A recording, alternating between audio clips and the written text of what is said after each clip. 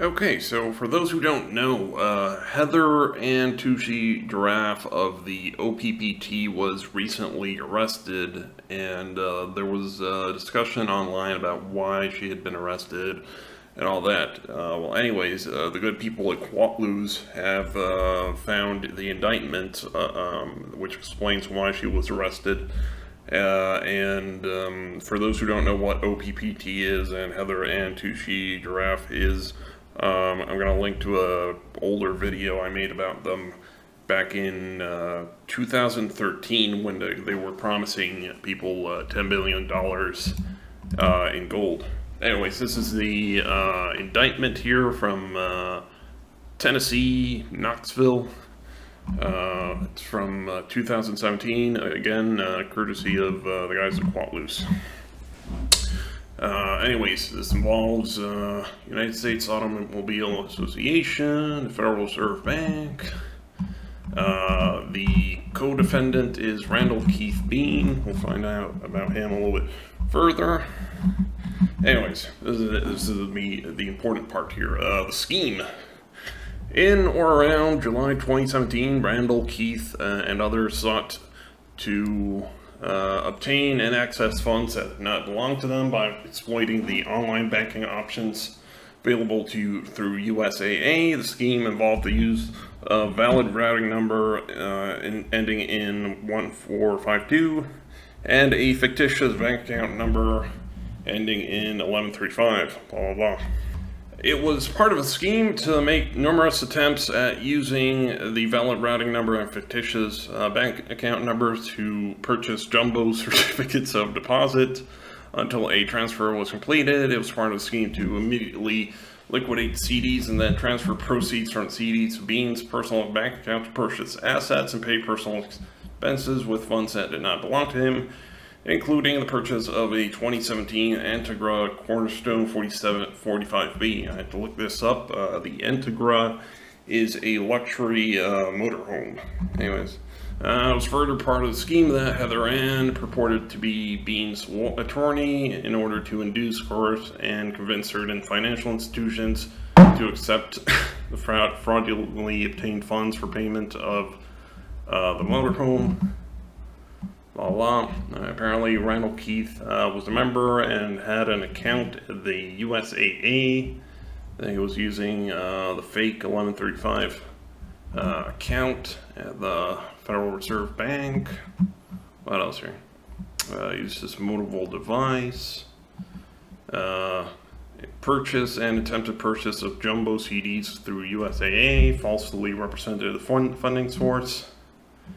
The vast majority of CDs that the defendant attempted to purchase through the scheme were returned as invalid because there was no valid account number entered. However, 2 CDs were funded by USAA Bank and liquidated before USAA could reverse the transaction.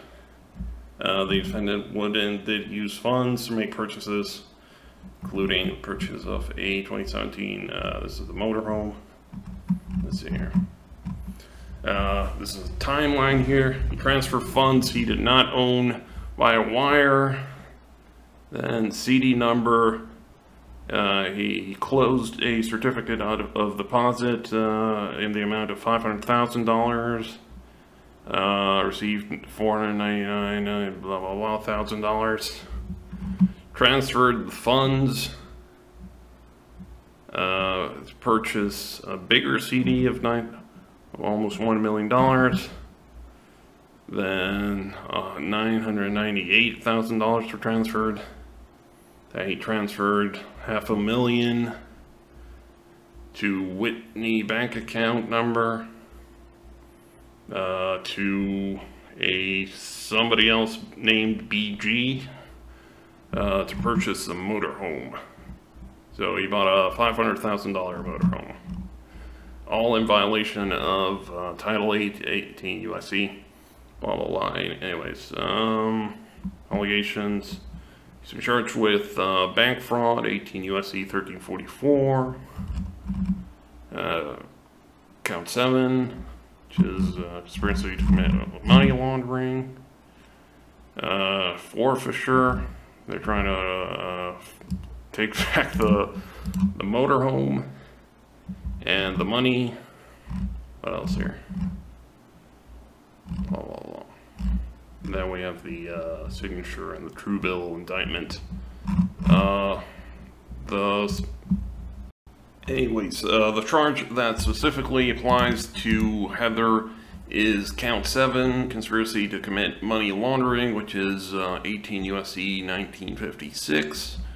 Now I have to look this up, and the penalty for violations of Section 1956 is maximum potential 20-year prison sentence and a $500,000 fine, or twice the amount involved the transaction, whichever is greater. The general sentencing provisions in USC 3351 should also be consulted. But basically, Heather is looking at 20 years in jail maximum. It's probably going to be smaller, less than that. Might even get away with that. Yeah, this is why Heather is, I think, in jail right now.